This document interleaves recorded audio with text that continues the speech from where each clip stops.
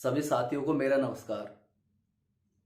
जैसा कि आप जानते हैं, हमने विड्थ का एक पार्ट कंप्लीट कर लिया है और आज हम सेकंड पार्ट की तरफ अग्रसर होने वाले हैं। यदि आप लोगों ने अभी तक पहला पार्ट नहीं देखा है तो उसे जाकर जरूर देखिएगा, क्योंकि वहां पर मैंने उसके सूत्र बनाना और सूत्र याद करने का तरीका बताया है। और आज हम बात करने वाले हैं सेकंड पार्ट की। पूरा टॉपिक दो कंसेप्ट के अंदर क्लियर होगा। मैंने वहां पर सारा कुछ आप लोगों को बता दिया है पहले पार्ट के अंदर। आज हम सेकंड पार्ट का क्वेश्चन नंबर 12 लेके चल रहे हैं। तो आइए देखते हैं क्वेश्चन नंबर 12 क्या है।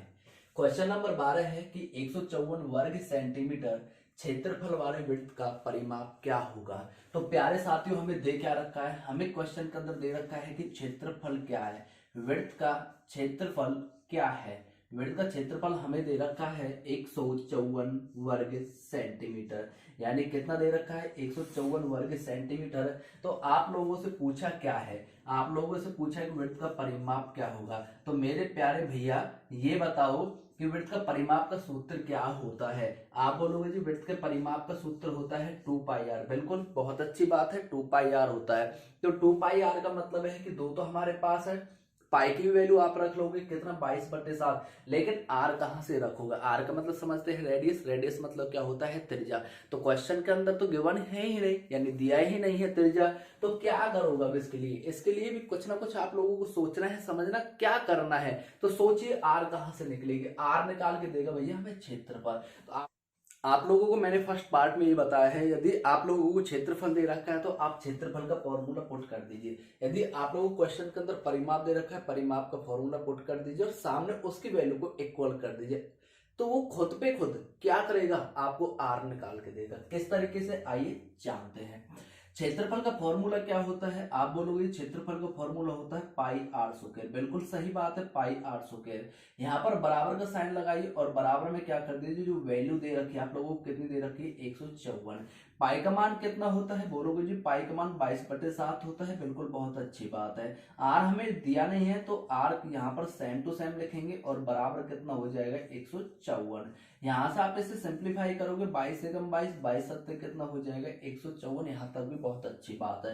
यहाँ पर देखिए क्या बचा है, यहाँ पर बचा है आर स्क्वायर। ठीक है, आर स्क्वायर बटे कितना बच रहा है, नीचे देखोगे आप 7 बच रहा है, बराबर 7। बराबर में कितना बचा हुआ है, यहाँ पर 7 बचा हुआ है। जिसके नीचे कुछ नहीं होता हमेशा एक लगा के चलिए, फायदा मिलेगा उसका। देखिए आर स्क्वायर की वैल्यू आप यहाँ पर आर स्क्वायर इंटू 1 तो कितना होगा, are square Ekam are square होता है। बिल्कुल अच्छे खासे से आप जानते हैं। और 7 गुना 7 से करोगे कितना होगा 49 होगा। तो हमने क्या किया है, क्रॉस मल्टीप्लाई गुना किया है। यदि आर स्क्वायर की वैल्यू 49 है तो आप मुझे बताइए कि 49 किसका वर्ग होता है। आप बोलोगे जी 7 का वर्ग होता है। बिल्कुल, बहुत अच्छी बात है। तो इस तरीके से मेरे प्यारे साथियों त्रिज्या कितने निकल के आ गए, यहाँ से 7 निकल के आ गए। तो मैंने आप लोगों को यही समझाया है। यदि क्वेश्चन के अंदर आप लोगों को क्षेत्रफल दिया जाता है तो आप क्षेत्रफल का फॉर्मूला पुट कीजिए और बराबर में उसकी वैल्यू रख दो, खुद पे खुद वो आर निकाल के देता है। तो इतनी बात आप अपने दिल और दिमाग में बिठा के रखिए। यदि आप लोगों को परिमाप दे रखा है और आर की आपको आवश्यकता है तो आप परिमाप का सूत्र लगाइए और बराबर वैल्यू रखिए, अपने आप खुद पे खुद आपको आर निकाल के देगा। ओके, तो आर कितनी आई यहाँ पर 7 सेंटीमीटर। अब हमारा काम चलता है कैसे, हमें यहाँ पर आर की आवश्यकता थी, किसके लिए, परिमाप के लिए। तो लगा दो, परिमाप का सूत्र क्या होता है 2 पाई आर। तो यहाँ से 2 रखोगे, पाई का मान कितना होता है, पाई का मान यहाँ से 22/7 होगा इनटू आर। देखिए कितना निकल के आया है, आर यहाँ पर 7 निकल के आया। तो यहाँ पर क्या करोगे 7 से 7 मल्टीप्लाई हो जाएगा और 2 की गुना 22 से करोगे तो कितना आएगा 44। और पीछे क्या आ जाएगा सेंटीमीटर, क्योंकि परिमाप हमेशा या तो सेंटीमीटर में निकल के आएगा या मीटर में या किलोमीटर में। कभी भी परिमाप के साथ वर्ग या क्यूब नहीं लगता, इसका आपको विशेषकर ध्यान रखना है। तो ऑप्शन नंबर देखिए कौन सा सही होगा, ऑप्शन नंबर बी सही होगा, जो कि जवाब क्या होगा 44 सेंटीमीटर। इतना आप लोगों को समझ में आया होगा।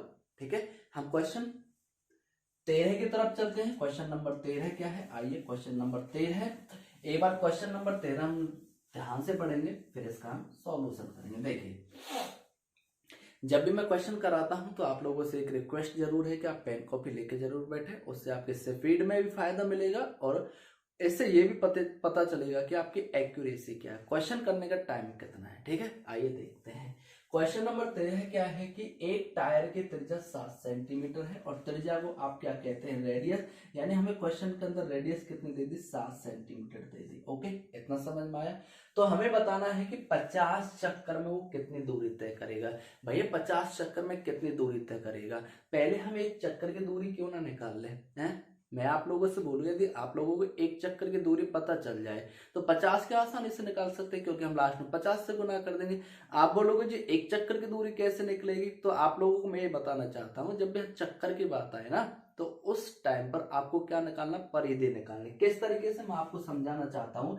जैसे साइकिल का पहिया, ठीक है, और साइकिल के पहिए, साइकिल तो आपने चलते देखी होगी, ठीक है, साइकिल आपने चलते देखी होगी, तो साइकिल पहिए में कहीं ना कहीं जॉइंट होता है, ये समझ लो, यहाँ पर ये जॉइंट है, यहाँ से जुड़ा हुआ है। तो साइकिल पहिया यहाँ से चलना स्टार्ट हुआ, ये चलता गया चलता गया चलता गया चलता गया, दूरी तय करता गया, चलता गया, दूरी तय करता गया, चलते चलते चलते चलते जिस जॉइंट से हमने चलना स्टार्ट किया था उसी पर आ गया, और उसी पर वापस आ गए। तो इसको क्या कहोगे आप कहोगे इसको एक चक्कर। और एक चक्कर कंप्लीट हो गया तो इससे क्या कहोगे, इसने घूमने में कितनी दूरी तय की है। ध्यान समझना, एक चक्कर तो इसने लगा लिया, लेकिन घूमने में कितनी दूरी तय की है, यही क्या कहलाती है, परिधि कहलाती है। समझ गए, अंडरस्टूड, ओके, ठीक है।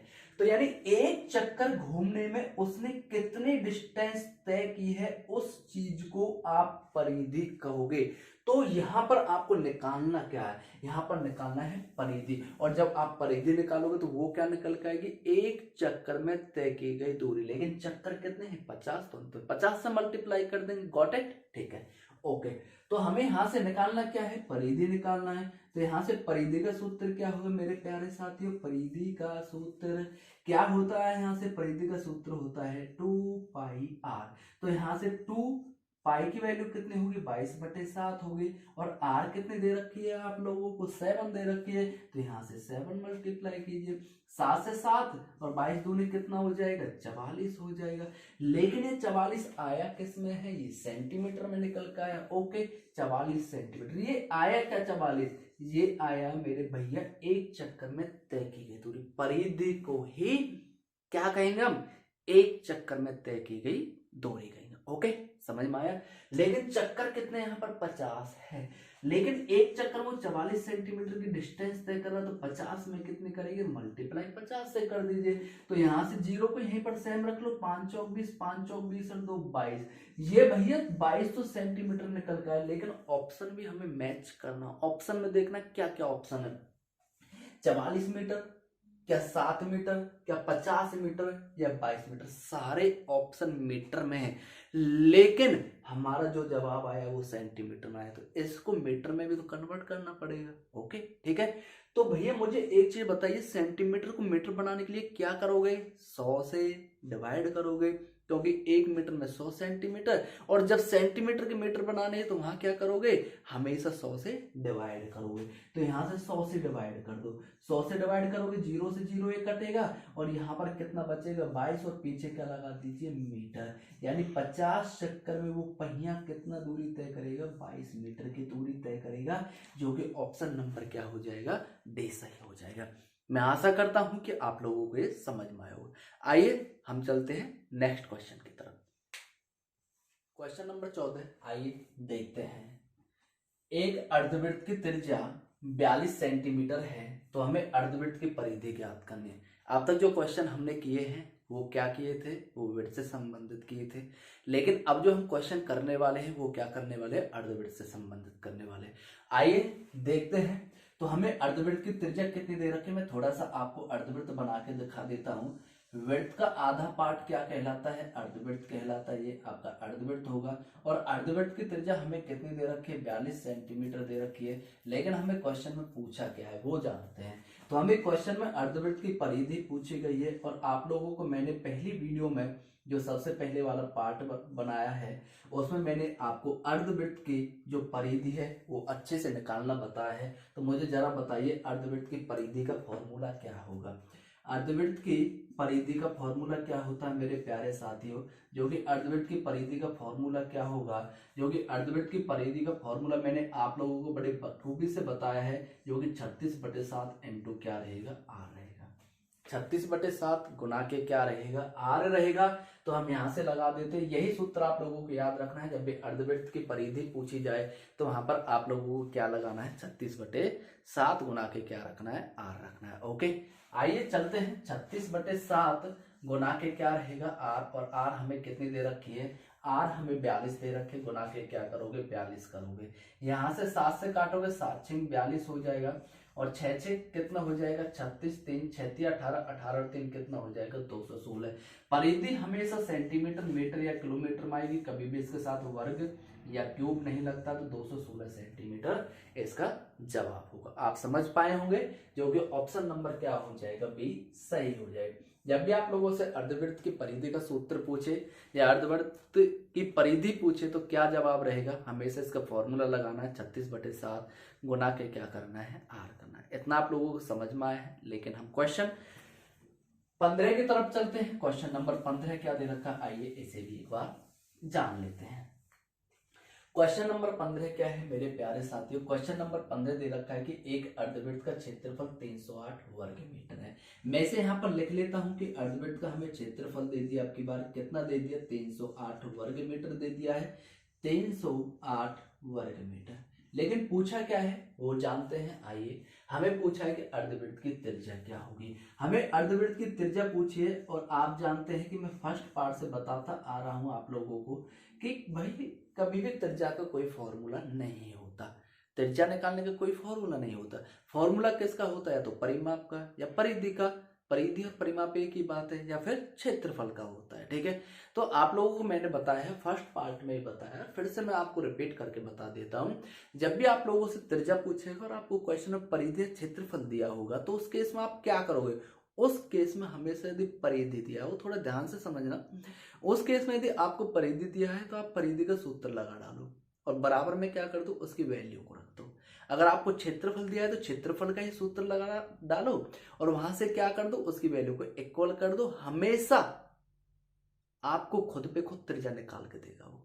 समझ में आए? जैसे आइए जानते हैं किस तरीके से। जैसे क्षेत्रफल दे रखा है आप लोगों को, तो क्षेत्रफल का फॉर्मूला क्या होता है, किसका क्षेत्रफल, अर्धवृत्त का क्षेत्रफल। और अर्धवृत्त का क्षेत्रफल क्या होता है मेरे प्यारे साथियों, पाई आर स्क्वायर। ये तो वृत्त का होगा, इसको मैं 2 से भाग दे देता हूं तो ये आधा हो जाता। समझ पा रहे हैं? और बराबर में कितना करना है, बराबर में 308 जो वैल्यू हमें दे रखी है। इसका विशेष का ध्यान रखना, जो वैल्यू हमें दी होगी वो सूत्र के बराबर में आपको जरूर रखना, तभी त्रिज्या निकल के आएगी। तो यहाँ से देखिए पाई का मान कितना दे रखा है, आप बोलोगे जी पाई का मान तो 22/7 है। बिल्कुल अच्छी बात है।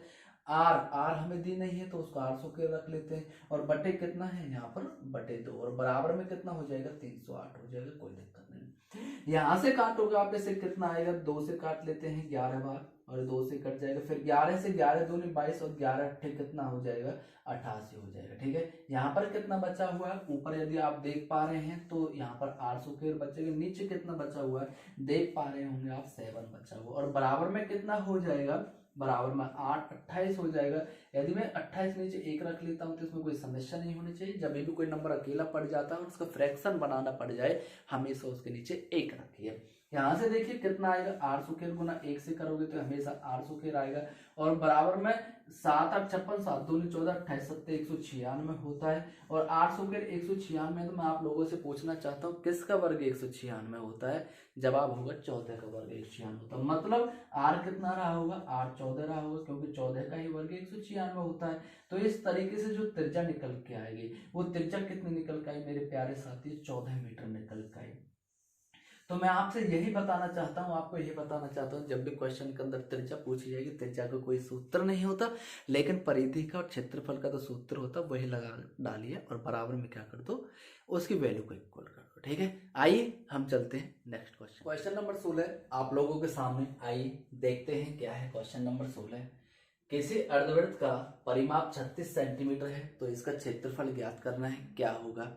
तो देखिए किसी अर्धवृत्त का परिमाप आप लोगों को 36 सेंटीमीटर दे रखा है। मैं इसको यहाँ पर लिख लेता हूँ। तो परिमाप कितना दिया हुआ है, 36 सेंटीमीटर। अब आप घबरा मत जाना कि परिमाप क्या होता है। परिमाप और परिधि एक ही बात होती है, इसको आप दिल और दिमाग में बैठा के रखिए। परिमाप कितना दे रखा है, 36 सेंटीमीटर दे रखा है। ठीक है। और हमें पूछा क्या है, हमें पूछा है कि इसका क्षेत्रफल क्या होगा। अर्धवृत्त का क्षेत्रफल आप लोगों से पूछा गया है कि अर्धवृत्त का क्षेत्रफल क्या होता है। मैं आप लोगों से जानना चाहता हूँ कि अर्धवृत्त का भैया क्षेत्रफल क्या होता है। अर्धवृत्त का क्षेत्रफल होता है पाई आर स्क्वायर बाई 2, यानी कितना होगा अर्धवृत्त का क्षेत्रफल पाई आर स्क्वायर बाई 2 रहेगा। तो यहाँ से देखिए क्षेत्रफल के लिए हमें किसकी आवश्यकता होगी, त्रिज्या की आवश्यकता होगी। और त्रिज्या क्वेश्चन के अंदर हमें दे नहीं रखी, तो ये त्रिज्या निकल के कहां से आएगी, ये त्रिज्या निकाल के देगा मेरे भैया परिमाप, क्योंकि परिमाप भी तो त्रिज्या के थ्रू निकल के आया होगा। तो परिमाप कैसे निकाल के देगा, बिल्कुल सिंपल सा है, आप परिमाप का सूत्र लगा दीजिए, परिमाप त्रिज्या अपने आप निकाल के देगा। अच्छा, अर्धवृत्त का परिमाप का फॉर्मूला क्या होता है, मैंने आप लोगों को बताया है कि 36/7 गुना के यदि मैं आर कर देता हूँ, ये क्या होता है परिमाप का फॉर्मूला होता है। बराबर में कितना रहेगा 36, जो वैल्यू हमें दे रखी है उसको आप बराबर रखिए हमेशा, ठीक है। तो अर्धवृत्त का परिमाप या परिधि बात एक ही रहेगी, अर्धवृत्त की परिधि का सूत्र रहेगा 36/7 गुना के आर, और बराबर में क्या कर देना जो वैल्यू हमें दे रखी है। यहाँ से 36 से 36 कटेगा और सीधा आर कितना बच जाएगा, नीचे कितना बच रहा है 7, तो हमारे पास आर आ जाएगा 7 सेंटीमीटर। इतना आप लोगों को बखूबी समझ में आया होगा, जो कि त्रिज्या कितनी आ गई 7 सेंटीमीटर निकल के आ गई। यहां से आप लोगों को अब क्या करना है, क्षेत्रफल निकालना है। और क्षेत्रफल का फॉर्मूला क्या होता है, पाई आर स्क्वायर होता है। तो पाई की वैल्यू आप यहाँ पर रखोगे 22/7 गुना के कितना रहेगा आर। आर अभी कितना निकल के आया है, तो आप लोगों के सामने निकाला है, जो कि कितना आया है 7। और स्क्वायर का मतलब क्या होता है कि 7 × 7 बटे कितना दे रखा है यहाँ पर 2, ये भी तो आप लोगों को करना होगा। 7 से 7 यहाँ से ये सिंप्लीफाई हो जाएगा, 2 से कितनी बार जाएगा 11 बार। 11 गुना 7 से यदि आप कर पा रहे हैं तो 11 7 77 होते, जो कि 77, और पीछे क्या लग जाएगा वर्ग सेंटीमीटर लग जाएगा, जो कि ऑप्शन नंबर देखिए कौन सा होगा, ऑप्शन नंबर ए होगा। क्वेश्चन नंबर 16 का ऑप्शन नंबर ए होगा। फिर से आप लोगों को बता दूं आपकी जानकारी के लिए, यदि परिमाप दे रखा है तो आंख मीच के आप परिमाप का फॉर्मूला लगा डालो। यदि क्षेत्रफल दे रखा है तो आंख मीच के आप क्षेत्रफल का फॉर्मूला लगा डालो, क्योंकि वहां से त्रिज्या निकल के आती है। और त्रिज्या बड़े काम की चीज है, हल्के में मत लेना, त्रिज्या बड़े काम की चीज है। अगर त्रिज्या निकल के आ गई ना, आप एनीवन क्षेत्रफल परिधि जो निकालना सब कुछ निकाल सकते हैं। तो इसका ये फायदा होता है, ठीक है। आइए क्वेश्चन नंबर 17 की बात करते हैं। क्वेश्चन नंबर 17 क्या कह रहा है, एक बार इसको पढ़ लेते हैं अच्छे से, 2 बार इस क्वेश्चन को पढ़ेंगे, क्योंकि बहुत ही इंपॉर्टेंट एक क्वेश्चन है और पेपर में आने वाला क्वेश्चन है, कई बार पूछा गया है। आइए देखते हैं। 44 सेंटीमीटर लंबे तार को मोड़कर, चलो मैं यहीं पर रोकता हूं अभी। ये 44 सेंटीमीटर लंबा तार है, इसकी लंबाई जो हमें दे रखी क्वेश्चन के अंदर 44 सेंटीमीटर लंबाई है। इसे मोड़ा गया है, और मोड़कर क्या बनाया गया है, वृत्त बनाया गया। और वृत्त बनाने पर क्या पूछे हमें, इसकी त्रिज्या पूछे। बड़ा डिफिकल्ट क्वेश्चन आप सोच रहे होंगे, लेकिन मैं कहता हूं इससे सिंपल क्वेश्चन इस किताब के अंदर है ही नहीं मेरे भैया। अगर आप इसे करना चाहते हैं ना दिल से और दिमाग से, तो इससे सिंपल क्वेश्चन किताब के अंदर है ही नहीं। जैसे देखो, ध्यान से समझना, बहुत अच्छे से आप लोगों को मैं समझाऊंगा। ये 44 सेंटीमीटर लंबा तार है, थोड़ा लॉजिकली समझना। आपके पास 44 सेंटीमीटर लंबा तार, ना उसको काटा गया, ना पीटा गया, ना उसको बढ़ाया गया, ना छोटा किया गया, उसको बस मोड़ा गया है। क्या मोड़ने पर 44 सेंटीमीटर उसकी लंबाई नहीं रही होगी, बोलो हाँ रही होगी। 45 तो ना हुई होगी ना, 40 ना हुई होगी ना, 44 रही होगी। और जब उसको मोड़कर बनाया गया है क्या, विड्थ, और जब इसको विड्थ रूप में डाल दिया, तो विड्थ रूप में डालने पर वो क्या बन गया, बताओ क्या बना, वो उसकी परिधि बन गई। क्या, जो तार की लंबाई थी मेरे भैया, तार की लंबाई मोड़ने पर क्या बनी, परिधि बनी। समझ में आया आप लोगों को, समझ में आया, ठीक है। जो तार की लंबाई थी, तो हमने इसको मोड़ दिया, और मोड़ने पर अभी भी कितना लंबा तार है, 44। तो 44 को अब आप इस भाषा में क्या कहेंगे, देखो यहां पर तार को हमने जब ये लंबा था तो लंबाई का रूप दिया, लेकिन जैसे सर्कल बना तो सर्कल में लंबाई ना कहेंगे, लंबाई ना कह के हम उसे परिधि का रूप देंगे। बात एक ही है, जब वो सर्कल नहीं था तो उसकी वो लंबाई थी, लेकिन जैसे वो विड्थ बना तो वो परिधि का रूप धारण कर लिया। तो परिधि कितनी है इसकी, अब अभी भी परिधि 44 सेंटीमीटर है, क्योंकि लंबाई तार की कितनी थी, 44 थी। अब इसकी निकालने क्या भैया, हमें त्रिज्या निकालने, त्रिज्या का फॉर्मूला होता नहीं, लेकिन होता क्या है फॉर्मूला, परिधि का होता है। अच्छा, ये विड्थ है, क्या था, विड्थ था, ना कि अर्ध विड्थ। और विड्थ की परिधि का सूत्र क्या होता है, आप बोलोगे जी विड्थ की परिधि का सूत्र तो 2 पाई आर होता है, और बराबर में क्या दे रखा है 44, यहाँ पर 44 लिख दो। तो यहाँ पर 2 है और पाई का मान कितना रहेगा 22/7, और आर तो हमें निकालना है, आर हमें निकालना है, तो यहाँ पर क्या रखिए मेरे प्यारे साथियों आर ही रख दीजिए, और बराबर में कितना रख दो यहाँ पर 44 रख दो। यहाँ से कटेगा 44, 22 एकम 22, 22 दूनी कितना हो जाएगा 44 हो जाएगा, यहाँ से 2 से 2 कैंसिल जाएगा, आर सीधा सीधा कितना बच गया, तो आप लोगों का जवाब होगा जी आर बच गया 7 सेंटीमीटर। तो हमें क्वेश्चन के अंदर त्रिज्या ही तो पूछा है और त्रिज्या निकल के आ गई, तो त्रिज्या कितने निकल के आए, त्रिज्या निकल के आई 7 सेंटीमीटर, जो कि ऑप्शन नंबर ए सही हो जाए। आप लोगों को समझ में आया लंबाई में और परिधि में क्या अंतर था, कुछ भी अंतर नहीं था, ओनली बोलने का शब्दों का अंतर था, बात एक ही थी। ओके, इतना समझ में आया आपको? ओके, आइए हम चलते हैं नेक्स्ट क्वेश्चन की तरफ। क्वेश्चन नंबर 18, क्वेश्चन नंबर 18 क्या कह रहा है, आइए देखते हैं। घास के मैदान में एक घोड़ा 28 मीटर लंबी रस्सी से बंधा हुआ है, बताइए वह कितने मैदान की घास चढ़ सकता है। मैं आप लोगों को बता दूं कि जो घोड़ा है, मान के चलो घोड़ा यहां पर बंधा हुआ है, और जो रस्सी की लंबाई आप लोगों को दे रखी है वो कितनी दे रखी है 28 मीटर लंबी रस्सी है। अब यहां पर एक घोड़ा बंधा हुआ है और इसको घास चर रही है, तो घास किस तरीके से वो चरेगा, तो थोड़ा सा आप लॉजिकली सोचिए कि घोड़ा खूंटे के चारों तरफ बंधा हुआ है या किसी कील से बंधा हुआ है, किसी पेड़ से बंधा हुआ है, तो घास वो किस तरीके से चरेगा। तो देखिए, यानी जितनी लंबाई रस्सी की होगी उतने एरिया को वो चढ़ेगा, ठीक बात, लेकिन रस्सी से आगे नहीं जा सकता, रस्सी से पीछे आ सकता है, क्योंकि रस्सी की लेंथ तो बढ़ेगी नहीं। तो वो इस तरीके से लगभग इस तरीके से वो क्या करेगा, घास के मैदान को चढ़ डालेगा। कैसे? इस तरीके से। आप सोचोगे ऐसा क्यों? क्योंकि रस्सी की लंबाई फिक्स 28 मीटर है, अब 28 मीटर को बढ़ाकर 30 मीटर तो कर नहीं सकता कि आगे की तरफ बढ़ जाए। अब वो क्या करेगा, खूंटे के चारों तरफ या कील के चारों तरफ या पेड़ के चारों तरफ चक्कर लगा के सारे मैदान को चर लेगा, और जब सारे मैदान को चर लेगा और लास्ट में घोड़ा देखेगा कि मैंने मैदान किस शेप में चरा है, तो वो पाएगा कि मैंने मैदान को विड्थ शेप में चरा है। यानी क्या शेप में, उसने सारा मैदान चर लिया अपने चारों तरफ का। तो ये क्या शेप बना दी घोड़े ने, ये विड्थ आकार की शेप बना दी। अब यहाँ पर मेन बात ये है कि रस्सी की लंबाई क्या होगी, रस्सी की लंबाई को हम क्या बोलेंगे। अब ये एक बन गया मेरे भैया विड्थ बन गया, और रस्सी की लंबाई कितनी थी 28 थी, अगर इधर 28 थी तो इधर भी 28 होगी, इधर भी 28, इधर भी 28, मतलब यहाँ पर रस्सी की जो लंबाई है वो क्या होगी, वो विड्थ की त्रिज्या होगी। आप समझ पाए, कोई दिक्कत तो नहीं है। यहाँ पर जो रस्सी की लंबाई होगी वो क्या होगी, विड्थ की त्रिज्या होगी।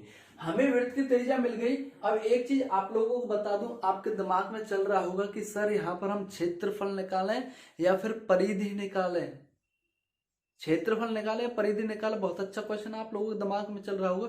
तो आप लोगों को मैं आज एक बहुत अच्छी चीज बताने वाला हूं, तो थोड़ा ध्यान से समझिएगा। देखो, कोई खेत होता है या वृत्त आकार की कोई भी शेप हो, या वृत्त आकार का कोई खेत हो, आयताकार का हो, एनीवन कोई भी शेप हो सकती है। अगर बाउंड्री के अंदर कोई भी काम हो रहा है, क्या क्या काम हो सकते हैं, इसमें मिट्टी खोदी जाए, घास काटी जाए, घास लगाई जाए, पेड़ पौधे काटे जाए, पेड़ पौधे लगाए जाए, फसल काटी जाए, घोड़ा घास चरे या घोड़ा घास लगाए, इंसान घास लगाए, यानी बाउंड्री के अंदर जो काम होगा ना, उसका हमेशा हमेशा क्षेत्रफल निकालना है। क्या निकालना है? क्षेत्रफल निकालना। लेकिन जो काम बाउंड्री पर होगा, जैसे मान चलो कोई इंसान, कोई आदमी, कोई लड़का या कोई बच्चा बाउंड्री पर चक्कर लगाए या बाउंड्री के चारों तरफ तार खींचे जाए, उसका हमेशा क्या निकालते हैं, परिधि या परिमाप निकालते। समझ गया? ओके, तो इसका क्या निकालोगे, इसका आप क्षेत्रफल निकालोगे, क्योंकि घोड़े ने घास चरी है, बाउंड्री के अंदर काम हुआ है। तो क्षेत्रफल का फॉर्मूला क्या होता है, अब बोलो किसका क्षेत्रफल, विड्थ का क्षेत्रफल। और विड्थ के क्षेत्रफल का फॉर्मूला क्या होता है, पाई r² होता है। पाई का मान कितना होगा यहाँ पर 22/7 होगा। और आर स्क्वायर कितना हो जाएगा, आर कितनी थी, त्रिज्या 28 थी, तो 28 को 2 गुना कीजिए, 7 से कटेगा, 7 चौक 28, 22 चौक कितना हो जाएगा 88 हो जाएगा, और गुना के कितना हो जाएगा यहाँ पर 28 हो जाएगा। 28 गुना के 88 करोगे तो आप जल्दी से यहाँ पर कर सकते हो, 28 गुना के 88, 8 8 64 होते हैं, 6 8 8 64 6 70, और ये 2 8 16 और 1 17, कितना आ जाएगा 2464 निकल के आ जाएगा, जो कि कितना आएगा 2464। तो ऑप्शन नंबर देखिए, ऑप्शन नंबर कौन सा है, ऑप्शन नंबर बी सही होगा। आप लोगों को समझ में आया होगा।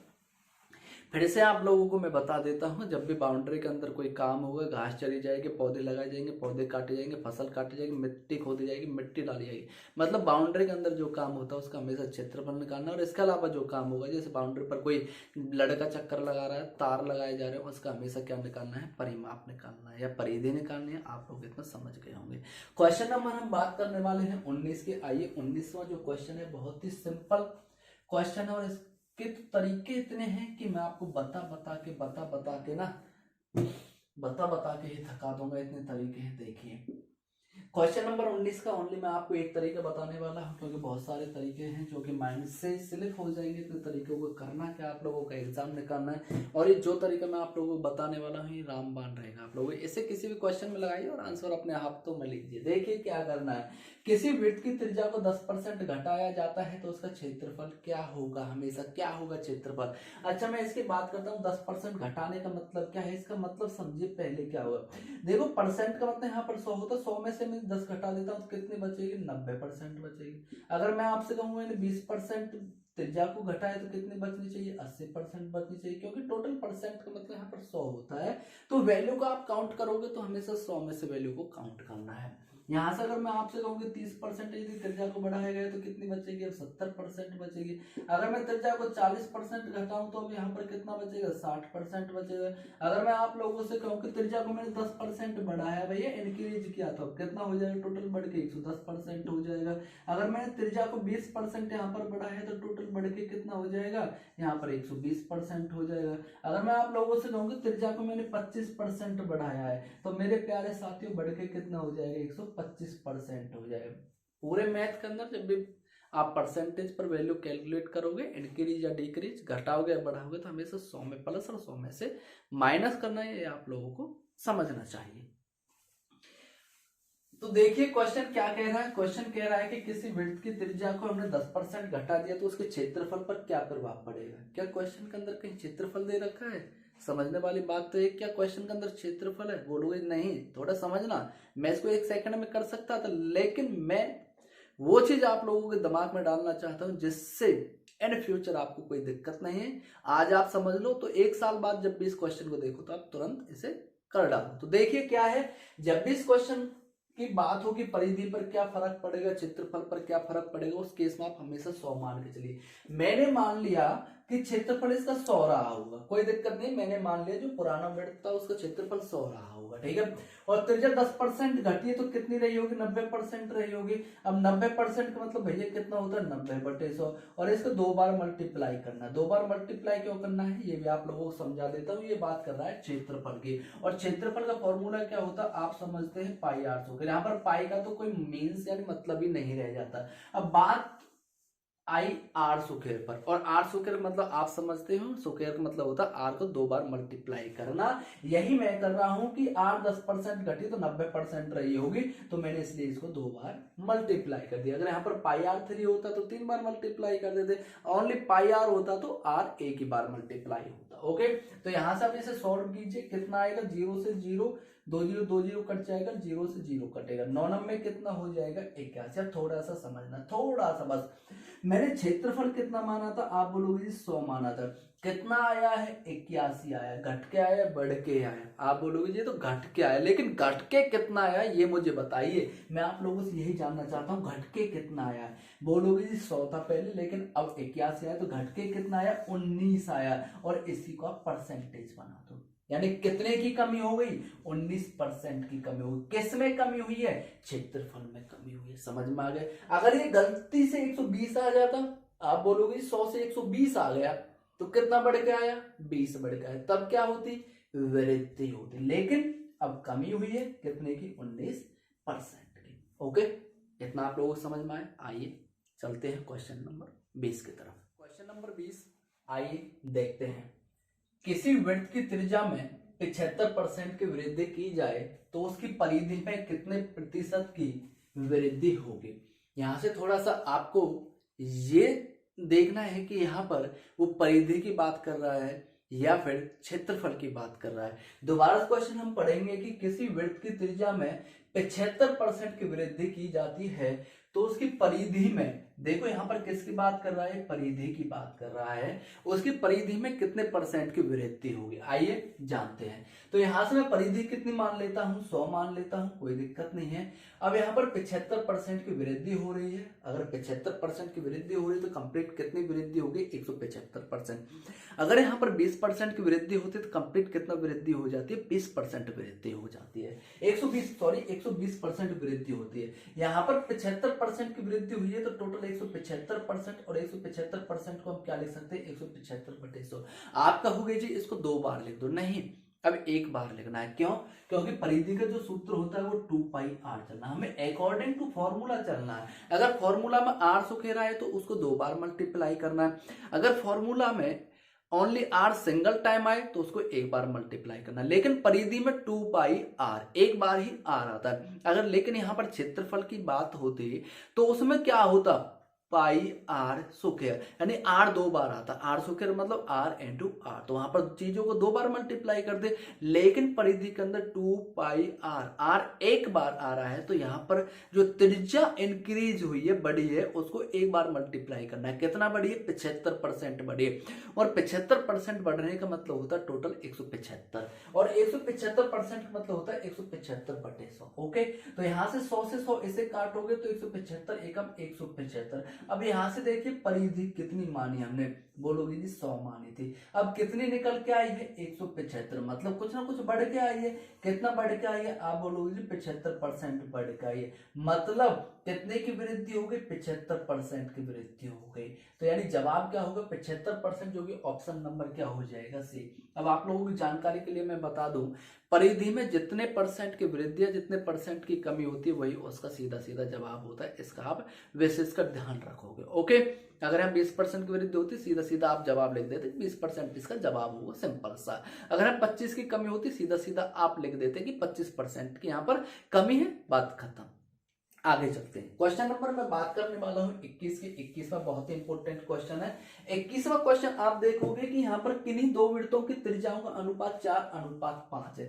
चलो ये कोई वृत्त है, मैं 2 वृत्त बना के आपको दिखा देता हूं। ये 2 वृत्त हैं, इनकी त्रिज्याओं का अनुपात कितना है, 4:5। यानी पहले वृत्त की 4 है तो दूसरे की 5 है। इसका कहने का मतलब ये है, अगर पहले वृत्त की त्रिज्या 4 है तो दूसरे की कितनी है मेरे प्यारे साथियों, 4, और दूसरे की कितने हो जाएगी, 5 हो जाएगी। ये कह रहा है 2 वृत्तों की त्रिज्याओं का अनुपात 4:5 है तो उनके क्षेत्रफलों का अनुपात क्या होगा। अब बात क्षेत्रफल पर आ गई। मुझे बताइए पहले वृत्त का क्षेत्रफल क्या होता है। आप बोलोगे जी पहले वृत्त का क्षेत्रफल πr स्क्वायर है। मुझे बताइए दूसरे वृत्त का क्षेत्रफल क्या होता है। आप बोलोगे दूसरे वृत्त का क्षेत्रफल, वृत्त कैसा ही, दूसरा हो, तीसरा हो, चौथा हो, 5वां हो, एनीवन कोई वृत्त हो, क्षेत्रफल का तो फॉर्मूला जी πr स्क्वायर ही होता है। ठीक है, मैंने पहले वृत्त के लिए क्षेत्रफल का फॉर्मूला πr स्क्वायर लगा दिया, दूसरे के लिए भी πr स्क्वायर लगा दिया। चलो मैं पाई से पाई काट देता हूं क्योंकि 22/7 कैंसल आउट हो जाएगा। ओके, तो यहां से देखिए तो r कितना यहाँ पर 4, और यहाँ पर क्या लगा हुआ, स्क्वायर। चलो 4 का स्क्वायर कर देता हूं अनुपात। यहाँ पर r कितना है दूसरे वृत्त के लिए तो 5 है, 5 का स्क्वायर कितना कर देंगे 25, और 4 का स्क्वायर कितना होता है 16, 5 का कितना होता है 25। या तो आप कह सकते हैं 16:25। अगर ऑप्शन 16:25 नहीं मिलेगा तो आप इसको 16/25 भी कह सकते हैं। जैसे कि मैंने आप लोगों को बताया था जो अनुपात और समानुपात वाला जो टॉपिक था, अनुपात व समानुपात वाला जो टॉपिक था, उसमें मैंने आपको बड़े अच्छे से समझाया था। क्या समझाया था कि जो a/b है ना, a/b जो अटे बटे की संख्या होती है ना, उसे हम a/b लिखते हैं। जैसे मैं कहूं कि 2/3 है ना, हम इसको क्या लिखेंगे मेरे भैया, इसको 2:3 लिखेंगे। या तो इसको 2:3 लिखे, या अच्छे से दिखाने के लिए 2/3 लिखे, बात एक ही होगी। आप लोगों को इसको माइंड मतलब इसको माइंड में रखना है, ठीक है। तो देखिए क्या आंसर हो गया, तो 16:25 आपको इनमें ऑप्शन में ढूंढना है। यदि 16:25 ऑप्शन के अंदर नहीं है तो आप इसको 16/25 कर सकते हैं, जो कि ऑप्शन नंबर क्या हो जाएगा, ऑप्शन नंबर ए हो जाएगा। आप लोग अच्छे से समझ पाए। तो मैं आशा करता हूं आप लोगों को ये वीडियो जरूर पसंद आई होगी। यदि आप लोगों को ये वीडियो पसंद आ रही है तो आप लोगों से साथ में एक रिक्वेस्ट भी जरूर है कि आप इनको ज्यादा से ज्यादा शेयर भी कर दिया करो, क्योंकि आपके साथ साथ जो भी अदर बच्चे हैं उनको भी इनका बेनिफिशियल मिलना चाहिए। ओके, तो अगर आपको समझने में थोड़ी भी परेशानी हो रही है तो आप मुझे कमेंट करके बताइए, सर स्पीड ज्यादा है या स्पीड कम है, ओके, या समझाने में या आपको समझने में किस तरीके की परेशानी का सामना करना पड़ रहा है आप लोगों को, तो मुझे कमेंट करके बताते रहिए। और ये भी बताते रहिए कि सर वीडियो अच्छी है या फिर अच्छी नहीं है, ठीक है। तो कल की वीडियो में हम नया टॉपिक लेके आएंगे। तो 2 वीडियो विड्थ के ऊपर बनी है, तो दोनों वीडियो को आपसे यही रिक्वेस्ट है कि ज़्यादा से ज़्यादा इनको शेयर कर दिया करें। तो आप लोगों ने यहाँ तक